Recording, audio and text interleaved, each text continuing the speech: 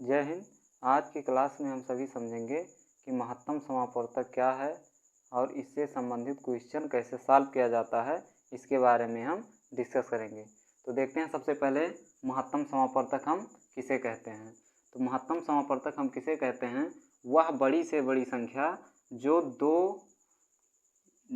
दी हुई दो या दो से अधिक संख्याओं को पूरा विभाजित कर दे, दी हुई संख्याओं की मासा कहलाती है।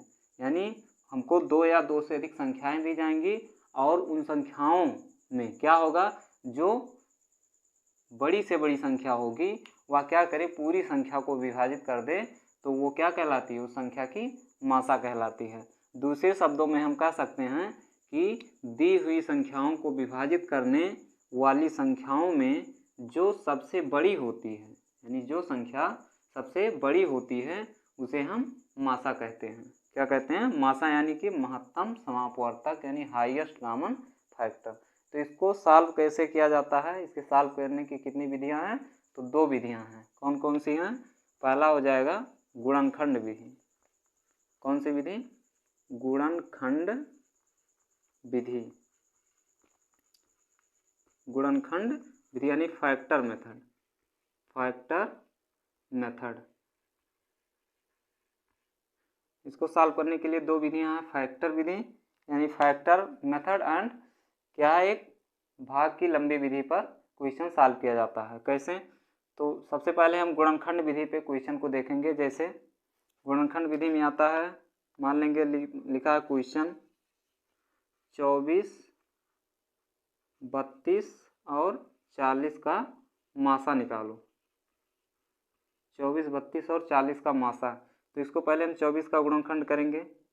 24 को हम लिख सकते हैं, ऐसे नहीं आता तो इसे 24 का कर लेंगे, ऐसा फैक्टर। 2 से कटेगा 12 हो जाएगा, 2 से कटेगा 6 हो जाएगा, फिर 2 से कटेगा 3 हो जाएगा, फिर 2 से कटेगा 3 से कटेगा 1 हो जाएगा। यानी इसको लिख सकते हैं 2 गुणे 2 गुणे 2 गुणे 3। फिर ऐसे 32 का लिखेंगे। 32 का कैसे होगा फैक्टर, 2 से काटेंगे 16 हो जाएगा, 2 से काटेंगे 8 दूनी 16, 2 से 4 दूनी 8, फिर 2 से 2 दूनी 4, फिर 2 से 2 एकम 2। यानी इसको कर सकते हैं 2 गुणे 2 गुणे 2 गुणे 2 गुणे 2, यानी 5 बार। उसके बाद 40 का क्या होगा फैक्टर, 40 का फैक्टर निकालेंगे ऐसे।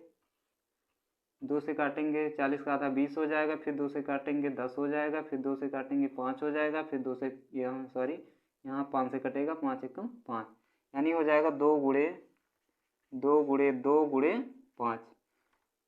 तो ऐसे हम क्या करेंगे, इन सबका गुणनखंड पहले कर लेंगे। उसके बाद क्या करेंगे हम, इसलिए मासा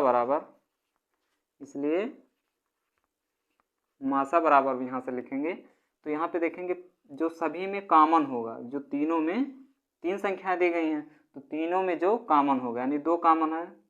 फिर यहाँ से देखेंगे 1 2 ये कॉमन है, फिर 1 2 ये कॉमन है।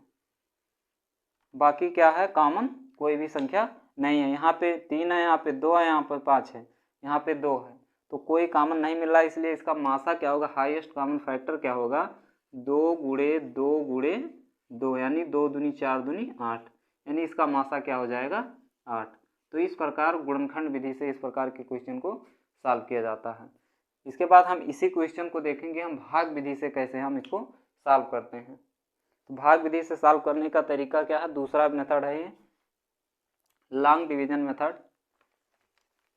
तो इसको हम देखेंगे कैसे सॉल्व किया जाता है।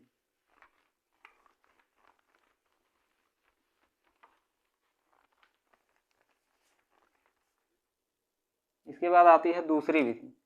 दूसरा विधि क्या है, भाग विधि। कौन सी विधि है, भाग विधि।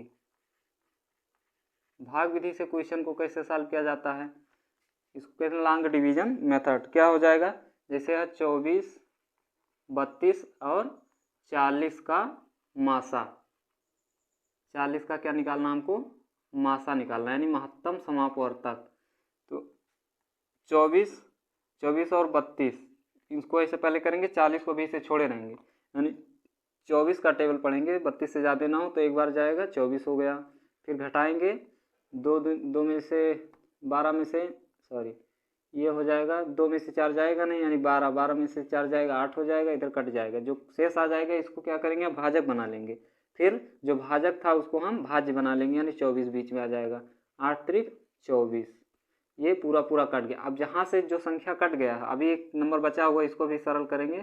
तो 8 जिससे कटा उसको लिख लेंगे, फिर भाज्य को क्या करेंगे हम, बीच में यहाँ पे जो बचा हुआ नंबर, यानी 8 पंचे 40। तो यहाँ पे देखेंगे, इसलिए मासा बराबर कितना आया, मासा बराबर जिससे कट गया है यानी 8 आ जाएगा। कितना आ जाएगा, 8। मासा कितना आ जाएगा, ये 8। यहाँ से हम देखते हैं दोनों मेथड से सॉल्व करने पर क्या होता है, मासा दोनों में सेम आता है। तो पहले मेथड से हम सॉल्व करेंगे गुणनखंड विधि से, और दूसरे वाले से सॉल्व करेंगे भाग, इसको कहते हैं भाग विधि। भाग विधि पे एक दूसरा क्वेश्चन देखेंगे कैसे हम इसको मासा को सॉल्व करते हैं।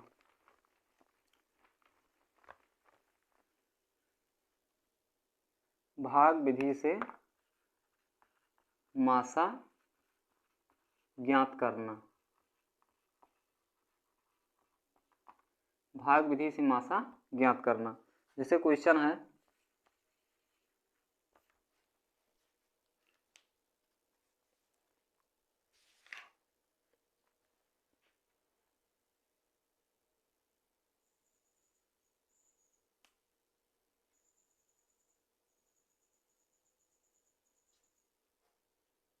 जैसे हो जाएगा 12, 15 और 18 का मासा का निकालना, हमको मासा निकालना है, यानी महत्तम समापवर्तक। यानी 12 को हम क्या करेंगे, इसे भाजक बनाएंगे, 15 को बीच में रखेंगे भाज्य बनाएंगे, और अभी 18 को छोड़े रहेंगे।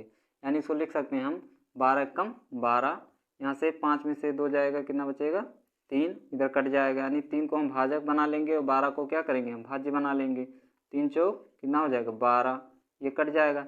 अब जिससे कटा है उसको हम भाजक बनाएंगे, और जो नंबर बचा हुआ है यानी 18 इसको बीच में यानी भाज्य बनाएंगे। 3 छक 18, यहाँ से कट जाएगा ये। तो यहाँ पे इसलिए क्या हो जाएगा, मासा बराबर कितना आ जाएगा, मासा बराबर 3। तो इस प्रकार का क्वेश्चन हम ऐसे सॉल्व करते हैं। जैसे और एक क्वेश्चन हम देखेंगे क्या है,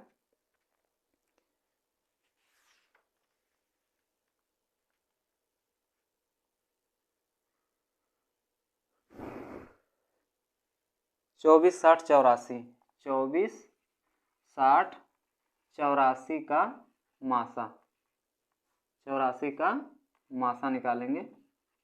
इसको हम कैसे सॉल्व करेंगे, तो 24 को ऐसे हम भाजक बनाएंगे, 60 को हम बीच में रखेंगे। 24 दूनी कितना हो जाएगा 48, फिर घटाएंगे 10 में से 8 जाएगा 2, यहाँ बचा 5 में से 4 जाएगा 1, यानी 12। 12 को इसे बीच में, इसको भाजक बनाएंगे, और 24 को क्या करेंगे हम बीच में रख लेंगे। 12 दूनी 24, ये कट जाएगा, और जिससे कटा है उसको हम भाजक बनाएंगे, और जो नंबर बचा हुआ है यानी 84 को हम भाज्य बनाएंगे। 12 का पहाड़ा पढ़ेंगे,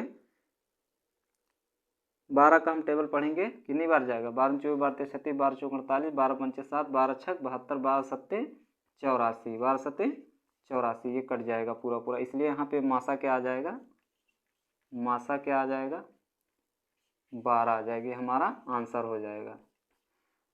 तो इस प्रकार के क्वेश्चन को हम ऐसे सॉल्व करते हैं। और मासा को ज्ञात करने के लिए 2 विधियां हैं, गुणनखंड विधि और भाग विधि। तो गुणनखंड विधि से हम क्या करते हैं, फैक्टर निकाल के सॉल्व करते हैं, और जोड़ा या पेयर बना करके सॉल्व करते हैं। और भाग विधि में भाग दे करके, इसे भाग की लंबी विधि पर हम क्या करते हैं, इसको सॉल्व करते हैं, और जिससे लास्ट में पूरा पूरा कट जाता है वो क्या होता है, हमारा मासा होता है। तो इस प्रकार के क्वेश्चन को ऐसे सॉल्व किया जाता है। और मासा से संबंधित अगली वीडियो क्या होगी, नेक्स्ट क्लास में आप